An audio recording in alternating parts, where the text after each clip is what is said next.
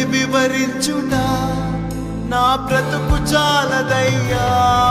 నీ ప్రేమ వర్ణించుట నా వల్ల కాదయ్యా. నీ కృపని వివరించుట నా బ్రతుకు చాలదయ్యా.